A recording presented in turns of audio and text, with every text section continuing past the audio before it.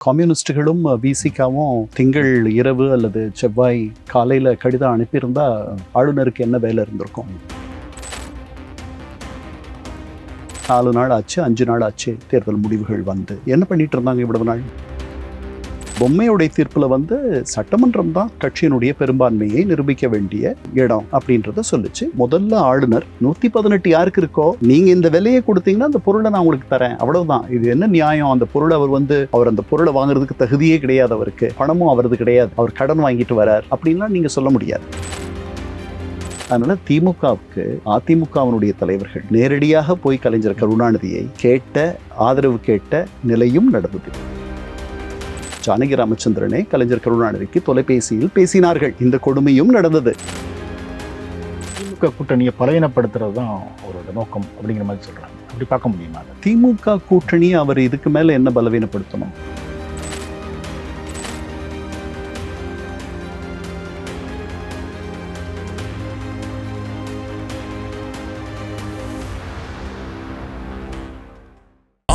மசாலா எந்த சமையலும் ருசி தேடும் ரகசியம் 20 ரூபாய். வணக்கம் சார். வணக்கம் தளவை. தமிழ்நாடு சட்டப்பேரவை தேர்தல் முடிந்து 4 நாள் ஆயிடுச்சு. இன்னும் யார் ஆட்சி அமைக்கிறது அப்படிங்கிறது முடிவாகல. ஆளுநரை சந்திச்சு தவிக தலைவர் விஜய் உரிமை கோரியிருக்கார் ஆட்சி அமைக்கிறதுக்கு. ஆனால் அவர் 118 உறுப்பினர்களோட ஆதரவு நீங்க காமிங்க அப்படின்னு சொல்லி அவர் தள்ளி போட்டிருக்காரு. விஜய்க்கு முன்னாடி இருக்கிற வாய்ப்புகள் என்னன்னு நினைக்கிறீங்க?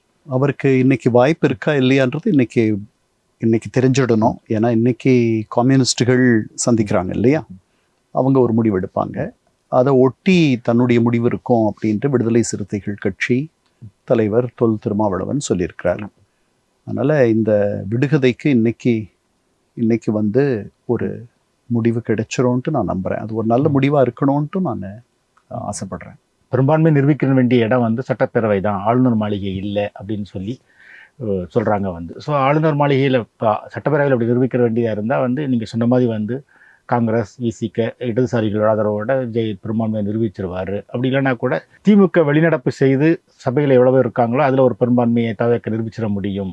ஸோ இப்படி ஒரு எளிமையாக நடக்க வேண்டிய ஒரு விஷயத்தை ஆளுநர் மூலமாக பாஜக தடுக்குது அப்படின்னு சிலர் சொல்கிறாங்க. கம்யூனிஸ்டுகளும் விசிகாவும் திங்கள் இரவு அல்லது செவ்வாய் காலையில் கடிதம் அனுப்பியிருந்தா ஆளுநருக்கு என்ன வேலை இருந்திருக்கும்? இல்லை அந்த ஆதரவு கடிதம் என்ன முடிவு எடுக்கிறதுக்கு எங்கிருந்து வரணும்? அவர்களுடைய பொலிட் பியூரோ சந்திக்கிறதுக்கு எங்கிருந்து? வேற எங்கேயாவது அமெரிக்காவில் அர்ஜென்டினாவிலிருந்து வரணுமா? நீங்களே சொன்னீங்க 4 நாள் ஆச்சு, 5 நாள் ஆச்சு தேர்தல் முடிவுகள் வந்து என்ன பண்ணிட்டு இருந்தாங்க இவ்வளவு நாள்? அதனால என்ன எதுக்கெடுத்தாலும் பாஜக அப்படின்னு சொல்றது, நீங்க உங்களை பார்த்துக்க வேண்டாமா? நீங்க ஆதரவு கடிதம் கொடுத்தீங்கன்னா இந்த பிரச்சனையே வந்திருக்காதே. நீங்க ஆதரிப்பீங்களா இல்லையான்றதை நீங்க இன்னும் 5 நாளாயும் இன்னும் முடிவெடுக்கல அப்படின்னா அப்ப நீங்க என்ன தேர்ந்த அரசியல்வாதிகள்? இதுல என்ன கலந்து பேச வேண்டியிருக்கு? கைப்புண்ணுக்கு என்ன கண்ணாடி தேவை? எதுக்கு எடுத்தாலும் ஆளுநரையும் பாஜகவையும் குறை சொல்றது ஒரு வாடிக்கையா போயிடுது. இங்க திருமாவளவன் சொல்றாரு ஆளுநர் இப்படி பண்றாரு அப்படின்ட்டு. நீங்க கடிதம் கொடுத்துட்டீங்கன்னா பிரச்சனையை முடிஞ்சு போயிடுமே. ஆளுநருக்கு வேலையே இல்லாத பண்ணிடலாமே. உங்க கையில இதற்கான முடிவை நீங்க வச்சிருக்கீங்க. இது என்ன நியாயமான பேச்சு?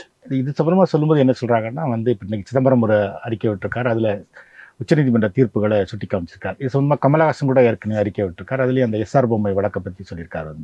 அந்த எஸ்ஆர் பொம்மை வழக்குங்கிறது என்ன, அதில் உச்சநீதிமன்றம் என்ன சொல்லிச்சு? இல்லை, அது 94 வழக்கு. அது 1994 வழக்கு. அது ரொம்ப பழைய வழக்கு. அதுக்கு பிறகு பல வழக்குகளுடைய தீர்ப்புகள்லாம் அதுக்கு மேலே வந்துருச்சு. அந்த பொம்மையுடைய தீர்ப்பில் சட்டமன்றம் தான் ஒரு கட்சியினுடைய பெரும்பான்மையை நிரூபிக்க வேண்டிய இடம் அப்படின்றத சொல்லிச்சு. தொடர்ந்து வந்த தீர்ப்புகள், ராமேஸ்வர் பிரசாத்னு ஒரு தீர்ப்பு வந்துச்சு. அதுக்கப்புறம் நபாம் ரபியான்னு சொல்லிட்டு இன்னொரு தீர்ப்பு வந்துச்சு. இதெல்லாம் இதை மீண்டும் மீண்டும் வலியுறுத்தியிருக்காங்க. ஆனால் ஆளுநருக்கு அவர் மனதில் உங்களுக்கு போதுமான அளவு பெரும்பான்மை கிடைக்கும் அல்லது உங்ககிட்ட இருக்கு அப்படின்ற ஒரு எண்ணம் தோன்றுகிற வரை அவர் உங்களை அழைக்க வேண்டிய கட்டாயம் இல்லை.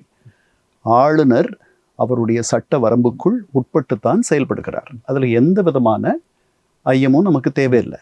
அவர் நீங்கள் எங்கிட்ட 112 ஏன்னா 2 இடத்துல வென்றதுனால 112 பேருடைய ஆதரவு இருக்குன்றதை நீங்கள் தரீங்க. இன்னும் ஒரு 6 பேருடைய ஆதரவு தேவை. அந்த கடிதத்தையே நீங்கள் கொடுத்துருங்க, முடிச்சு போச்சு, உங்களை நான் கூப்பிட்டுட்டுறேன்.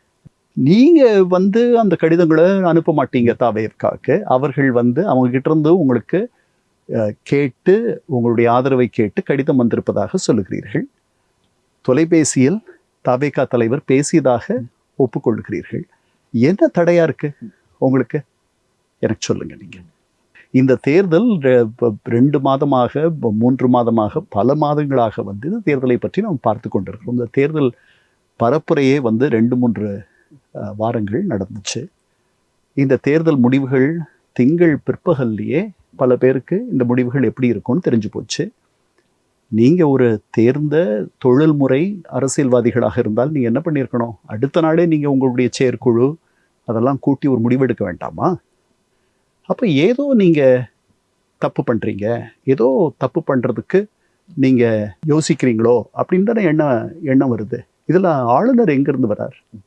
ஆளுநர் கேட்பதில் என்ன தவறு இருக்குது? அவர் கேட்பதற்கு எல்லா உரிமையும் இருக்குன்ட்டு உச்சநீதிமன்றம் தீர்ப்புகளே இருக்கு. அதனால அவர் கேட்டதில் ஒன்றும் தப்பு இல்லை. அது மாதிரி இதில் வந்து அந்த சர்க்காரியா கமிஷனோட அறிக்கையும் சிலர் சுட்டி காட்டுறாங்க. அதுவும் ரொம்ப பழைய அறிக்கை, 1983 வந்த அறிக்கை. அதுக்கு பிறகு 2010 புஞ்சி அறிக்கை வந்துருச்சு. அந்த புஞ்சி அறிக்கையில் அவர் சொல்கிறாரு, சர்க்காரியாவும் சொல்லியிருக்காங்க, உச்சநீதிமன்ற தீர்ப்புகள் இருக்குது. முதல்ல ஆளுநர் தேர்தலுக்கு முந்தைய கூட்டணியினுடைய பெரும்பான்மை இருக்கணும். அந்த பெரும்பான்மை இருக்கிற கூட்டணியவோ தனிப்பெரும் பெரும்பான்மை உள்ள ஒரு கட்சியவோ அழைக்கலாம். அது முதல். அது இல்லாத பட்சத்தில். 2வது, தனிப்பெரும் கட்சியாக இருந்து பெரும்பான்மை மலமில்லாத கட்சிக்கு முதல்ல ஒரு வாய்ப்பு தரணும். 2. 3வது, தேர்தலுக்கு பிந்தைய கூட்டணியில் பெரும்பான்மை உள்ள ஒரு கட்சியை அவர் அழைக்க வேண்டும். அந்த இடத்துல தான் அதிமுக திமுக ஒருவேளை சேர்ந்து அவரை போய் கேட்டாங்கன்னா அந்த இடத்துக்கு வந்துடுவாங்க. 2வது இடத்துல தான் விஜய் இருக்கார். அவர் போய் 2 முறை சந்திச்சிட்டார், அவரை பார்த்துட்டார் ஆளுநர். 4வதா ஒரு வழி இருக்குது. அந்த 4வது வழி என்னென்னா, கூட்டணி, தேர்தலுக்கு பிந்தைய கூட்டணி. அந்த கூட்டணியில் சில பேர் உங்களுடைய அரசில் இருப்பாங்க, சில பேர் வெளியிலிருந்து ஆதரவு தருவாங்க. இதுதான் 4 வழிகள். இதை இந்த 2 ஆணையமும் சொல்லியிருக்காங்க. உச்சநீதிமன்ற தீர்ப்புகள் இதை பற்றி நிறைய பேசியிருக்காங்க. இதே சூழல் தான் கர்நாடகாவில் 2017 எடியூரப்பா தேர்தலுக்கு பிந்தைய கூட்டணியில் காங்கிரஸும் ஐக்கிய ஜனதா தளமும் சேர்ந்து எங்களுக்கு பெரும்பான்மை இருக்குது, எங்களை நீங்கள் அழைக்கணும்னு சொன்னாங்க. தனி பெரும் கட்சியாக எடியூரப்பா இருந்தார் பாஜக. அவர் ஆளுநர் அழைத்து அவருக்கு 2 வாரம் நேரம் ஒதுக்கி நீங்கள் உங்கள் பெரும்பான்மையை நிரூபியுங்க அப்படின்னு சொல்லி அவருக்கு அழைப்பு விடுத்தார். அவருக்கு பதவி பிரமாணம் செய்து வைத்தார். தேர்தலுக்கு பிந்தைய கூட்டணியாக உருவான ஐக்கிய ஜனதா தளம் காங்கிரஸும் உச்சநீதிமன்றத்தை நாடினார்கள். உச்சநீதிமன்றம் 2 வார கால அவகாசத்தை 1 நாளாக சுருக்கியது. அந்த நம்பிக்கை வாக்கெடுப்பில் அவர் தோற்று போனார்.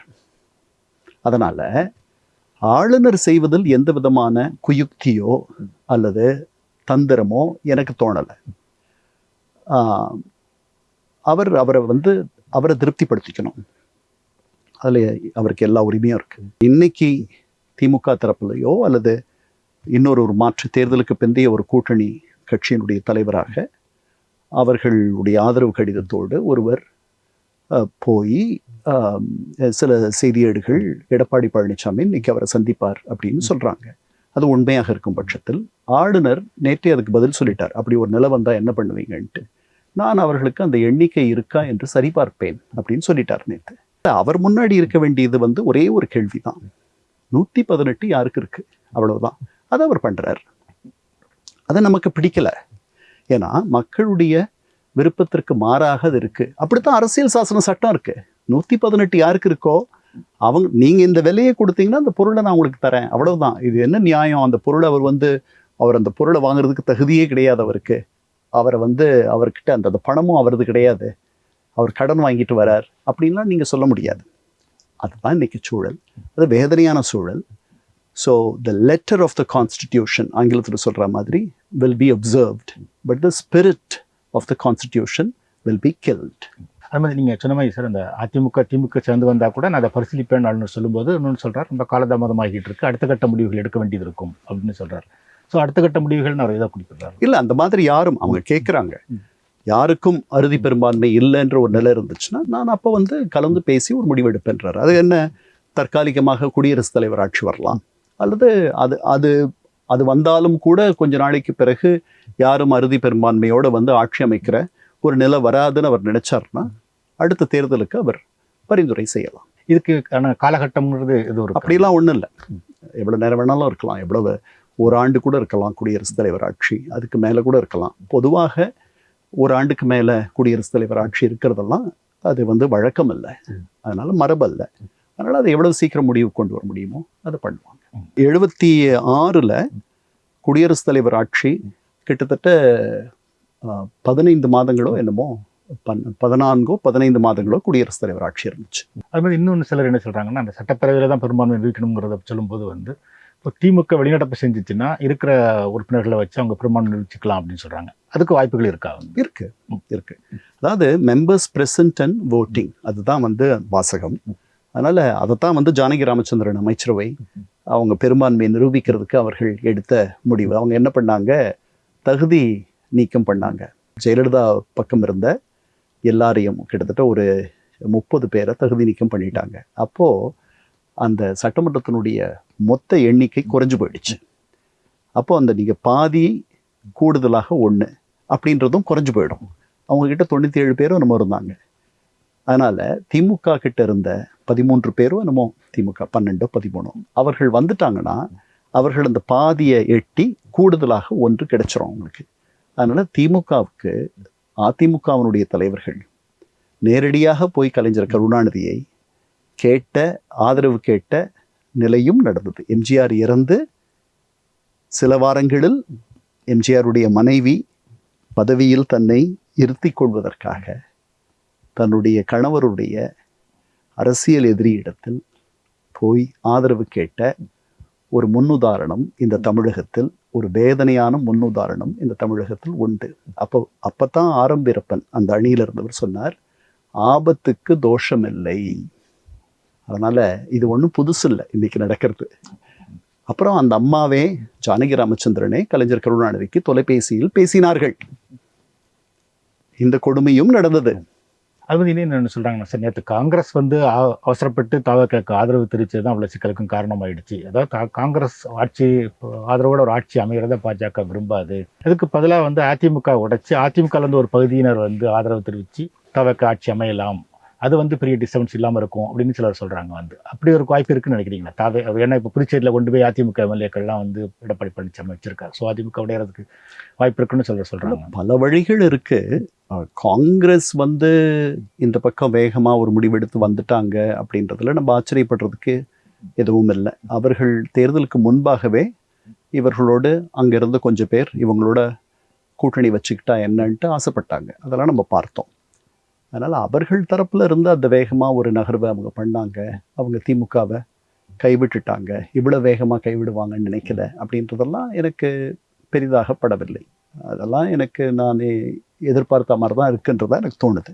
தாவேகா தரப்பிலிருந்து அவர்கள் இன்னும் தீர ஆழமாக யோசித்து நான் நினைக்கிறேன் அன்னைக்கே அவர்கள் தொடக்கத்திலேயே அதிமுகவை அணுகியிருக்கணும்.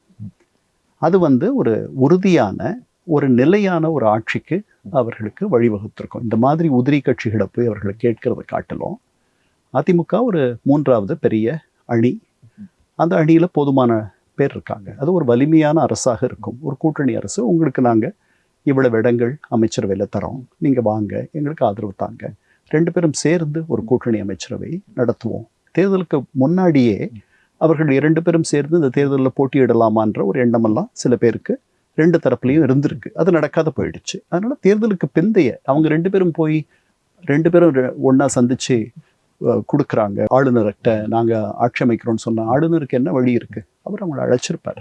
அதனால் இந்த நிலையை அவர்கள் இன்னும் கொஞ்சம் தீவிரமாக சிந்தித்து அவர்கள் இதை தவிர்த்திருக்கலாம். அதாவது ஒருவேளை காங்கிரஸோட சேர்ந்தது தான் டெல்லியிலிருந்து ஏதோ ஒரு எதிர்ப்பை அவர்களுக்கு தருகிறதோ, ஒரு முட்டுக்கட்டையை அவர்களுக்கு போட டெல்லியிலிருந்து ஒரு தூண்டுதலாக அமைந்துடுச்சோ அப்படின்னு இன்னைக்கு நம்ம பேசுகிறோம் இல்லையா, தெரியாது. அதை அவர்கள் தவிர்த்திருக்கலாம். தவக்க அதிமுகவை போய் அணுகாம அதிமுக கூட்டணி கட்சிகள் இருக்கிற பாமகவுக்கு ஒரு 4 சீட் இருக்கு, அவங்களையும் போய் அணுகலை.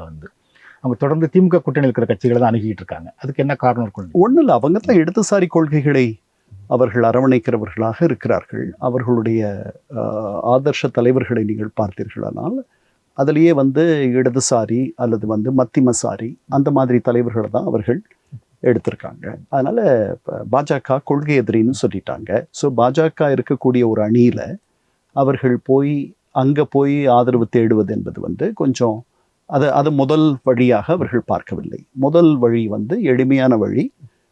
இந்த கூட்டணியில் இருக்க சில இடதுசாரிகள், விடுதலை சிறுத்தைகள் மாதிரி இடதுசாரிகள், இவர்களெல்லாம் வந்து வர்றதுக்கு வாய்ப்பு நிறையா இருக்குன்ட்டு அவர்கள் அனுமானிச்சிருக்கணும்.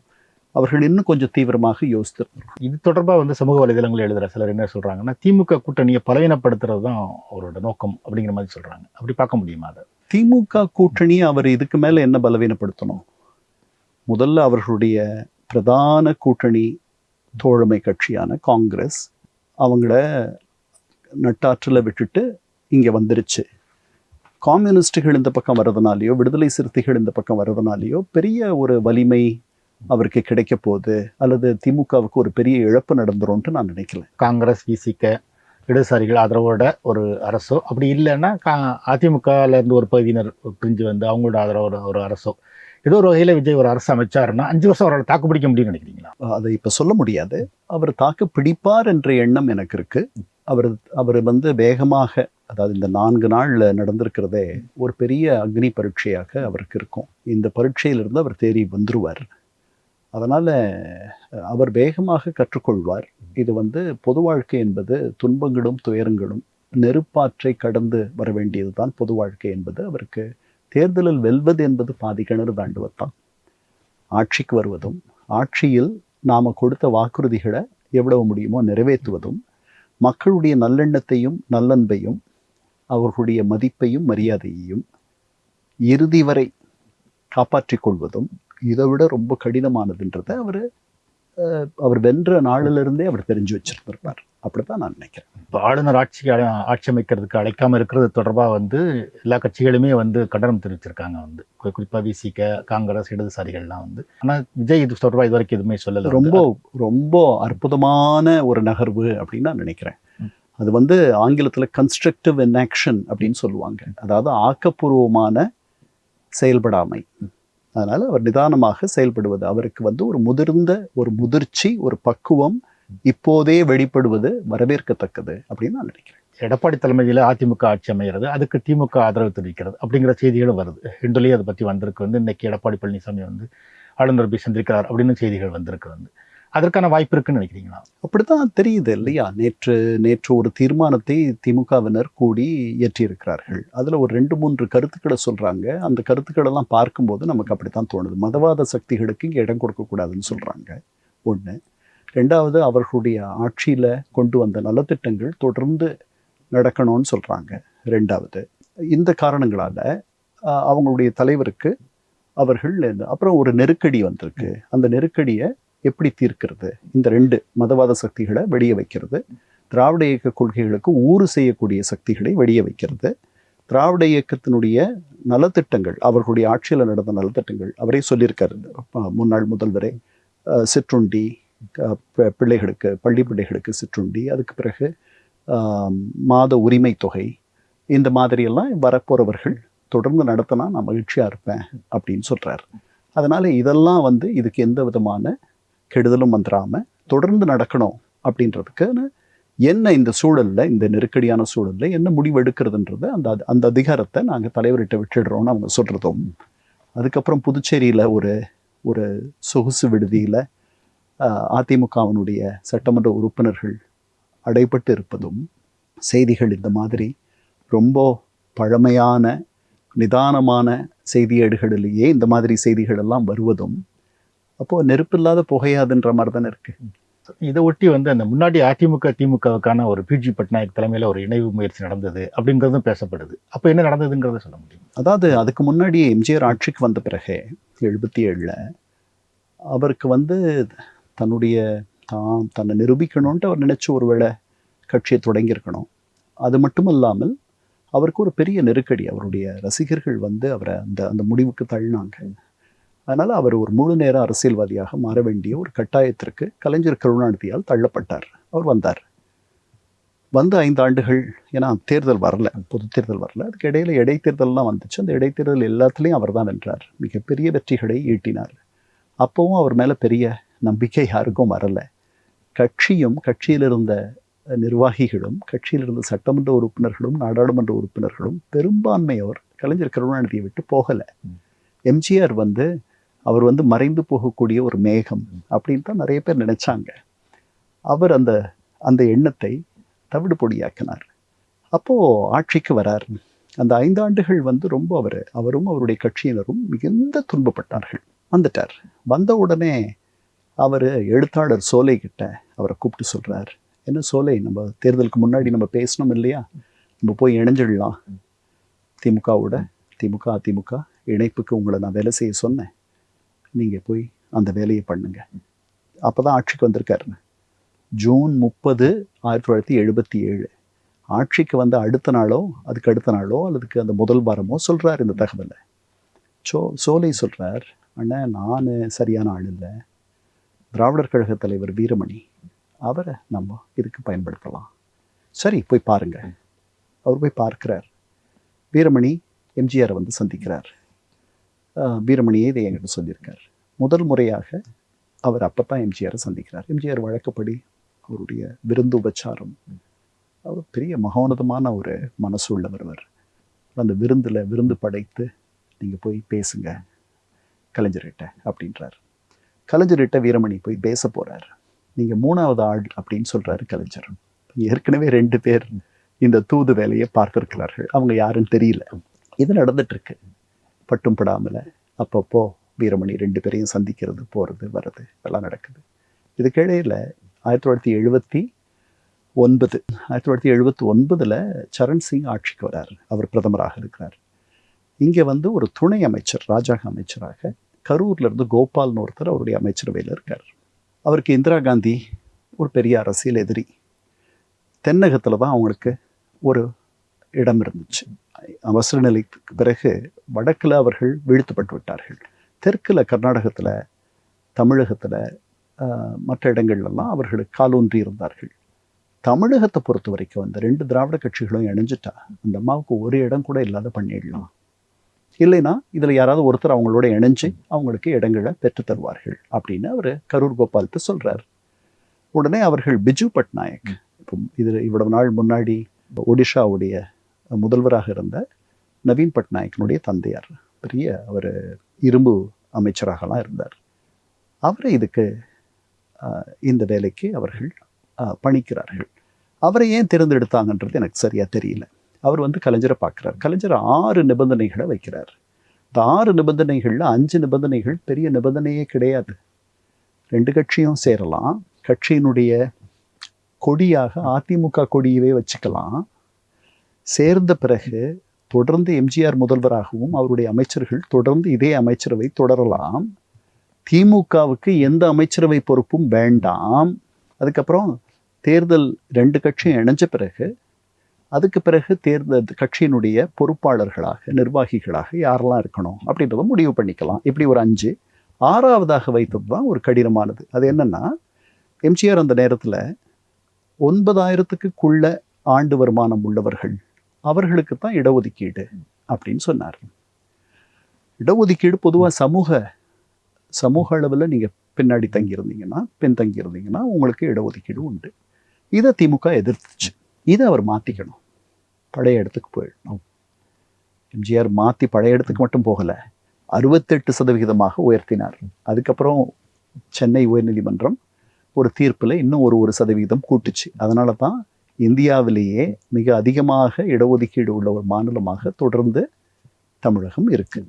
ஒரு மாநிலமாக இன்னும் சில மாநிலங்கள் இருக்காங்க. இதில் ஒரு சின்ன விளக்கம் சார். வந்து இது இடஒதுக்கீடுங்கிறது அது எம்ஜிஆர் வந்து வருமானத்தின் அடிப்படையில் இருக்கணும்னு சொன்னார், இவர் ஜாதி அடிப்படையில் இருக்கணும்னு சொன்னார். அப்படிங்கிறது இவர் சொல்லலை, அப்படித்தான் அரசியல் சாசன சட்டமே சமூக அடிப்படையில் நீங்கள் எவ்வளோ பெரிய பணக்காரராக இருந்தாலும் நீங்கள் ஒரு தாழ்த்தப்பட்டவராக இருந்தால் உங்களை சமூகம் தாழ்த்தப்பட்டவராக தான் பார்க்கக்கூடிய ஒரு நிலை அப்போ இருந்துச்சு. இப்போ அப்படிலாம் இல்லை, நிறைய மாறி இருக்கு. அப்போது நான் சொல்கிறது 79. இதையெல்லாம் கேட்டுட்டு கோபாலபுரத்துலேருந்து ராமாவரம் போகிறார் பிஜு பட்நாயக். இதை சொல்கிறார் எம்ஜிஆர்கிட்ட. எம்ஜிஆர் ஆச்சரியப்பட்டுறார். ஏன்னா இதெல்லாம் என்ன பெரிய ரொம்ப எளிதாக இருக்குல்ல, இந்த பொருளாதார உச்சவரம்பு அப்படின்றத தவிர மற்ற எல்லாமே எளிதாக இருக்குது. அடுத்த நாள் செப்டம்பர் 13, 1979 அரசு விருந்தினர் மாளிகையில் 2 பேரும் வராங்க. பிஜு பட்நாயக் அங்கே இருக்கார், எம்ஜிஆர், நாவலர் நெடுஞ்செழியன், பண்டுட்டி ராமச்சந்திரன் இவங்களெல்லாம் அழைச்சிட்டு வரார். இந்த பக்கம் பேராசிரியர் அன்பழகன், வேறு சில நிர்வாகிகளை அழைச்சிட்டு இவர் வரார். வந்த உடனே முதல்ல எம்ஜிஆர் அவரை பார்த்த உடனே ஆண்டவனே அப்படின்றார். அப்படி தான் கூப்பிடுவார் எம்ஜிஆர் கலைஞர் கருணாநிதியை. 2 பேரும் தனியாக பிஜு பட்நாயக்கும் இல்லாமல் 40 நிமிடம் சந்தித்து பேசுகிறார்கள்.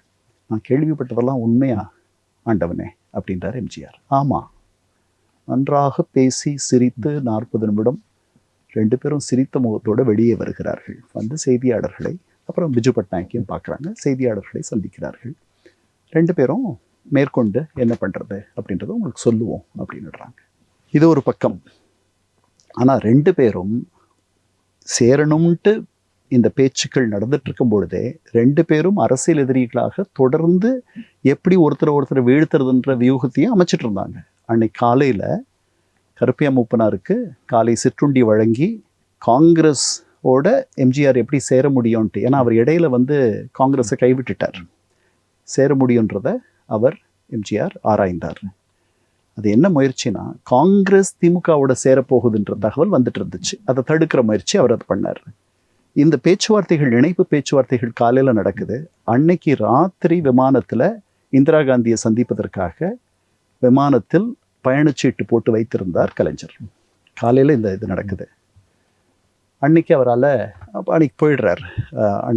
அன்னைக்கோ அல்லது அடுத்த நாளோ போகிற மாதிரி அமைது. அந்த விமானம் வந்து தாமதமாகுது. அடுத்த நாள் போகிறார். அடுத்த நாள் வேலூரில் செப்டம்பர் 14, 15 அந்த மாதிரி அண்ணாவனுடைய பிறந்தநாள் விழாவை அதிமுகவினர் கொண்டாடுகிறார்கள். எம்ஜிஆர் பேசுகிறார். அதிமுக கொடி 1000 ஆண்டுகள் பறக்க வேண்டும்ன்ற மாதிரி ஏதோ பேசுகிறார்.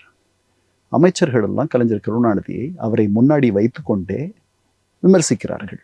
இதுக்கிடையில் அந்த நிகழ்ச்சி நடந்துட்டு இருக்கும் பொழுது அன்று இரவு நள்ளிரவு இந்திரா காந்தியை கிட்டத்தட்ட ஒரு 3-4 ஆண்டு இடைவெளிக்கு பிறகு, அவர்களுக்குள் பெரிய ஒரு பிளவு ஏற்பட்ட பிறகு, அவசர நிலை காலத்தில் முன்னாள் முதல்வர் ஸ்டாலின் உட்பட மற்றவர்களை கைது செய்து ஒரு ஆண்டு சிறையில் வைத்த அந்த நிகழ்வெல்லாம் நடந்து பல வேதனையான சம்பவங்கள் நடந்த பிறகு மீண்டும் சந்திக்கிறார்கள்.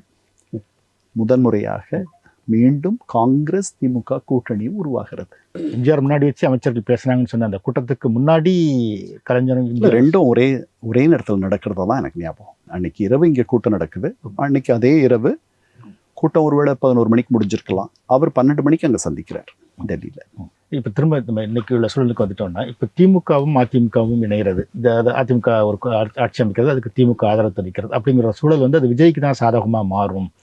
இது விஜய் வந்து ஒரு சூப்பர் ஹீரோவா ஆகிடுவார் அப்படிங்கிறாரு ஒரு பழைய முன்னாள் நீதிபதி ஹரி பரந்தாமன் வந்து. நீங்கள் எப்படி பார்க்குறீங்க? நானும் அப்படி தான் பார்க்குறேன்.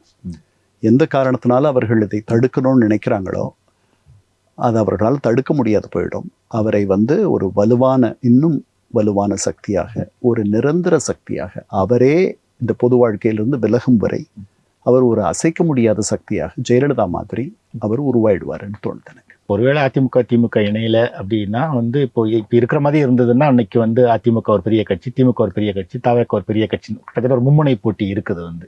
இந்த மும்முனை போட்டி யாருக்கு சாதகமாக இருக்கும்னு நினைக்கிறீங்க? தவேகாவுக்கு தான்.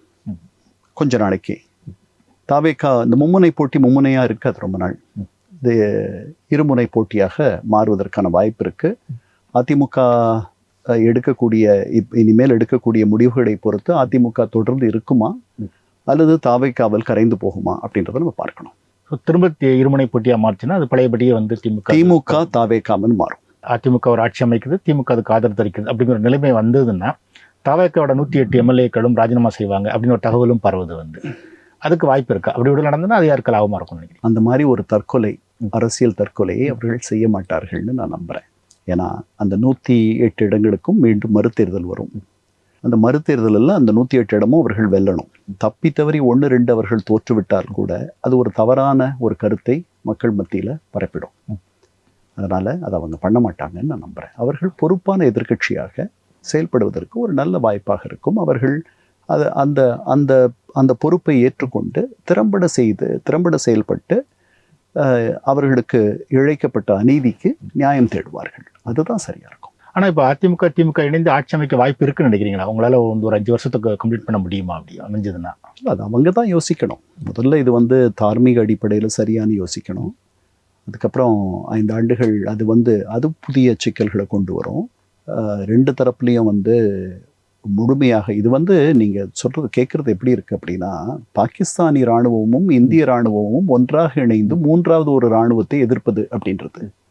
நீங்கள் 2 பேருமே நீங்கள் பிறந்ததிலிருந்து உங்களுக்கு ஊட்டி வளர்க்கப்பட்டது வந்து உங்களுடைய பிறவி எதிரி வந்து எதிர இருக்கவர் அப்படின்ட்டு. ஆனால் நீங்கள் 2 பேரும் இன்று கைகோர்த்து இல்லை நமக்கு வந்து 3வதாக ஒரு இன்னொரு புதிய எதிரி வந்திருக்காரு, அவரை தான் நம்ம வந்து சேர்ந்து எதிர்க்கணும், அதனால் நம்முடைய பகையை மறந்துடுவோம், நம்ம பங்காளிகள் அப்படின்னு பேசுகிற மாதிரி இருக்கு. ஸ்ரீதர் வேம்பு வந்து ஒரு அறிக்கை கொடுத்துருக்காரு. அவர் என்ன சொல்கிறார் அப்படின்னா வந்து குடியரசுத் தலைவர் ஆட்சியை அமல்படுத்தி 6 மாதம் கழித்து மீண்டும் தேர்தல் நடத்தணும் அப்படின்னு சொல்கிறார். வந்து அதை எப்படி பார்க்குறீங்க? வேறு எந்த வழியும் இல்லைன்னா அதை தான் பண்ணணும். 6 மாதமெல்லாம் கூட வந்து காத்திருக்கணும்ன்ட்டு நான் நினைக்கல. 3 மாதங்களுக்கு பிறகே கூட வந்து தேர்தல் நடத்தலாம்.